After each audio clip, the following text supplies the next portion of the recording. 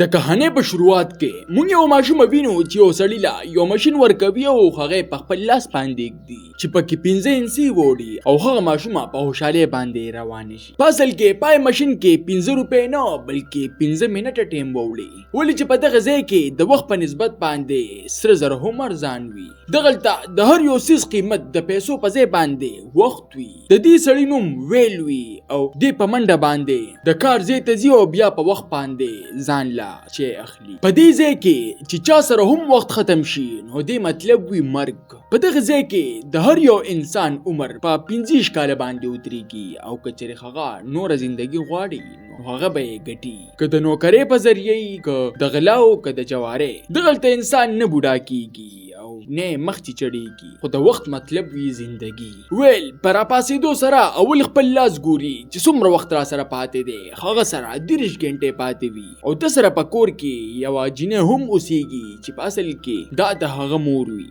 چې د کم عمر په 15 کاله باندې ولاړ و او اصل عمر یې د 50 کاله نم زیات و. ویل او د هغه مور ټوله ورځ وخت سره مقابله کوي او د هغه مور د یوې ذمهوارې مور په شان د بیلونو او د خرچو پوره کولو دپاره خپل زیاتره ټیم ورکوي. اوس هغې سره صرف 3 ورځې ټیم پاتې وي. په ظاهره دا ټیم خو د ویل نه زیات و، خو هغه د نوکرۍ په تلاش کې د کور نه د 2 ورځو لپاره روانوي او ویل ته وایي چې 2 ورځې بعد به ما سره د بسونو خواته میلاو شي، ځکه چې ما ته پته ده ما سره به ټیم لږ پاتې وي. او ویل د ټیم د بچ کولو دپاره په منډه باندې کارخانې ته ځان رسوي او ټوله ورځ د کار کولو نه بعد بیا د شپې په وخت کې هغه یو هوټل ته ځي او هغلته د خپل ټیم مطابق یو ارزانه چیز کی، ولې چې د هغې قیمت 1 منټ و. هغلته د ملګري هم وي چې کوم دته یو ځوان ښایي چې دې ته وګوره هغه سره 100 کاله ټیم دی. د ټولو خلکو نظر هغه ته وي، ولې چې هغه سره دومره وخت وي چې هغه په نورو خلکو لم خوراکونه اخلي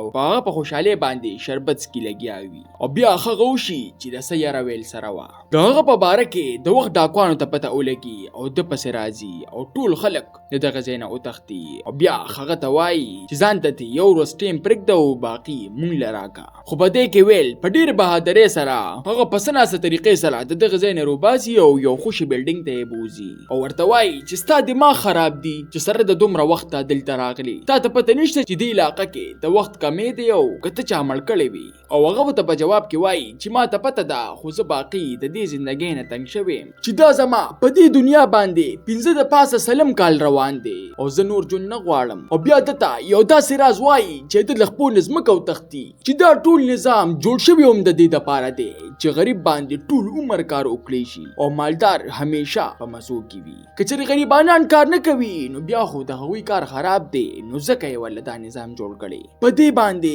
ویل غلی پاتې شي. هغه میلمه ورته وایي که چېرې ستا 100 کاله عمر شي نو ته به پې څه کوې؟ نو ویل ورته وایي چې زه به چېرته هم ضایع نه کړم. او کله چې ویل په سبا باندې راپاسي او خپل لاس ګوري نو د هغه عمر د 100 کاله نم سیوا شوي او هغه سړی د دغه ځای نه غیب وي او په شیشه لیکلي شوي وي چې زما وخت ضایع نه کړي. او د ده د سترګو وړاندې د هغې سړي ټیم ختمیږي او اوبو ته غورځېږي. دا واقعه د هغه په زړه پاتې شي، خو د قسمت امتحان لا پاتې و. ویل سره اوس پوره 100 کاله عمر و، خو هغه ته پته وي چې سره د دومره وخته په دې کلي کې ګرځېدل د خودکشۍ برابر دي. د دې د وجې هغه لاول 100 کاله عمر خپل زوړ مرګري له ورکوي او بیا هغه په منډو مور پسې ځي چې نیم به ترې هغې له ورکم او بیا به دواړه یو د ارام او د سکون نه ډکه زندګي تېرو. او مور یې هم په خوشحالۍ باندې را روانوي چې ما ټول قرضونه ختم کړل او په دې خوشحالۍ کې بس ته خیږي. خو ناڅاپه د بس په کرایانو کې اضافه وشوه د 1 غنټې نه واخله د 2 غنټو پورې او د بدقسمتۍ نه هغې سره صرف نیمه غنټه وه.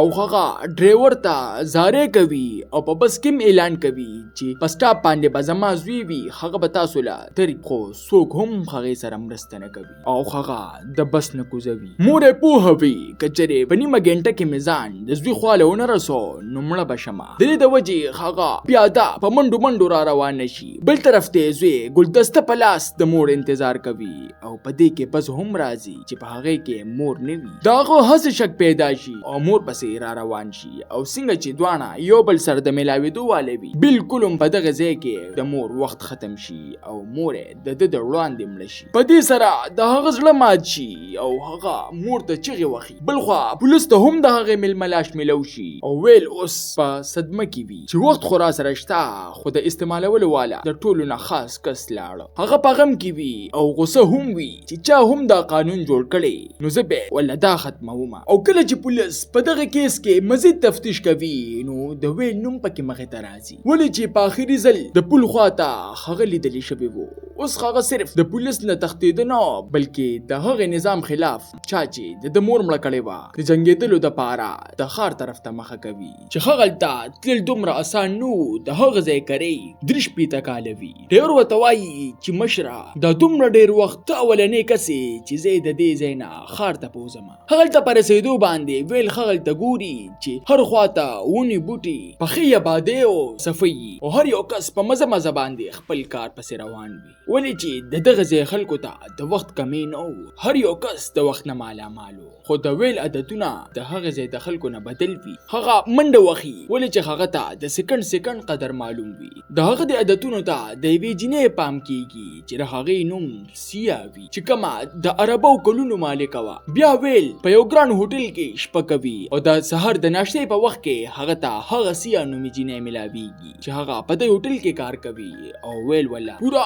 یوه هفته ټیم زیاتی ورکوي او د هغې نه تپوسونه کوي چې ځان د ښار په باره کې پوهه کړي. بیا د شپې په دوران کې هغه په یو کلب کې داخليږي چې هغلته ورته یو کس وایي چې دلته په وخت باندې جواري کیږي. هغه د یو میز خواله ورځي چې هغلته د لوبې قیمت 50 کاله وي او انعام 1100 کاله ولې چې د هغه نه څوک هم مقابله نشي ګټلی. ویل سره صرف 15 کاله پاتې وي خو هغه ورسره ګزاره کوي چې څومره د سره وي هغومره ولګوه او بیا هغه خپل ټول وخت لګوي او ځان ته صرف یو څو سکنډه پرېږدي. ټول ورته حیران وي چې دا دومره غټه خطره بیا هغه مقابله وګټي. اوس هغه ته پورا 1100 کاله ټیم ملو شي چې په څه باندې سیا هم د هغه د انداز نه متاثره شي او ورته وایي چې ما سره د دې نه هم زیات ټیم دی خو زه د خپلې بې مطلبې زندګۍ نه تنګ شوی یم. او هغه له د یوې پارټۍ دعوت ورکوي او لږ ساعت پس په دغه پارټۍ کې ویل پسې پولیس راځي او هغه گرفتاروي او بیا تینا د هغه کس په باره کې تپوس کوي چې ستا څه کار و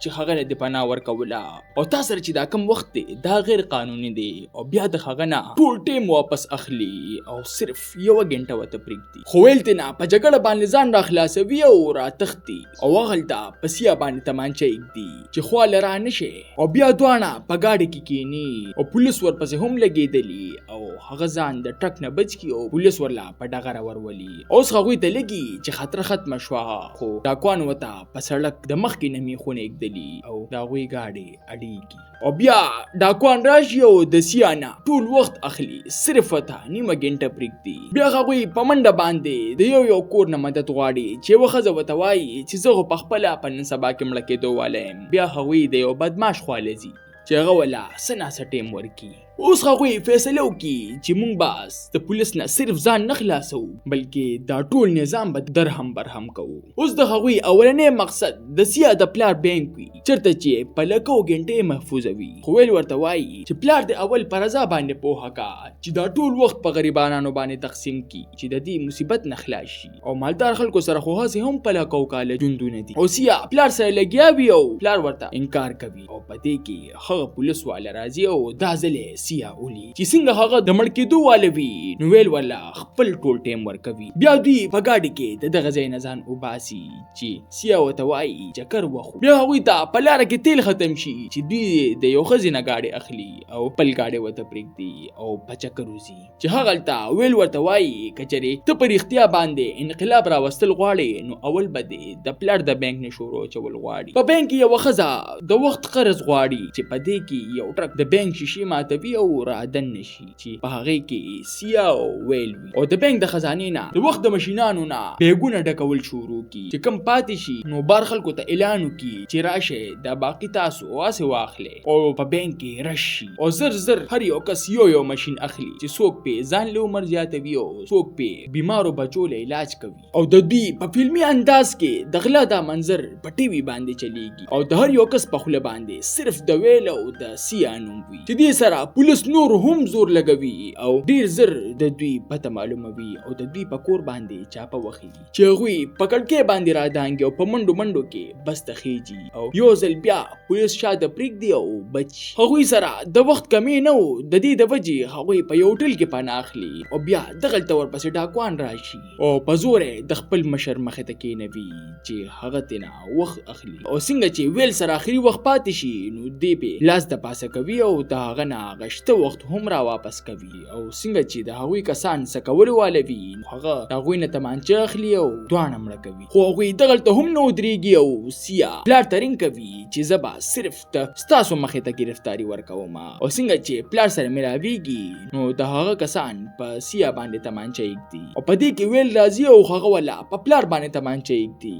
او د هغه په زور باندې په بانک کې داخليږي او بیا د وی خفیه کمرې خالزي چرته چې د ټولي دنیا عمرونه قیدو یو لک کاله دا ورکوټي ماشين د دنیا د ټولو نه غټه خزانه وا او څنګه چې دوی وړي نو پلارې خبردار وي کچری تاسو دا په غریبانو خلکو باندې تقسیم کې نو ټول نظام به تس نشي خلکو سره به د کار غم ختم شي او خلک به واپس د وخت بے قدری شروع کی چې ویل ورته وایي چې ته بے غم اوسه داسې بس هم نه کی او بیا ویل په تیزه سره هغه ماشين د وی ماشومې په لاس کې وي دي او ته وایي چې ورشو دا خلکو باندې تقسیم کا او هغه د ټیم خیراتي محکمې لوړي او ټول خلک پیرامات شي اوس د هر چا د پاره ټیم برابر او هر یو غریب د مالدار د غلامۍ نه خلاص شو بیا پلاره کې دوی هغه پولیس ګیروي او غازل به هغه څنګه دس کول والوي نو ناسا په خپل ټیم ته خیال شي او مړ شي او بیا چې څنګه سیا او ویل خپل لاسونه ګوري نو هغوی سره هم لک شان ټیم پاتې وي او دوی چغې جوړي او پتا دې سره وته سیا وایي چې پولیس په گاډي کې سنا سټیم موجود وي او هغه منډه وخیو د هغې نه ټیم راړوي بیا په منډه باندې څنګه د سیا ټیم ختمېدو والوي نو دی ورته ټیم اړوي او په سره هغوی ټول نظام درهم برهم کی او ځان هم بچ کی تاسو ته نه کہانی څنګه ولګیدا ما خپل قیمتي رائے په کمنټ کې ضرور راکې ملاوي ګوبا په یو نوې ویډیو سره مال راکې اجازت بای بای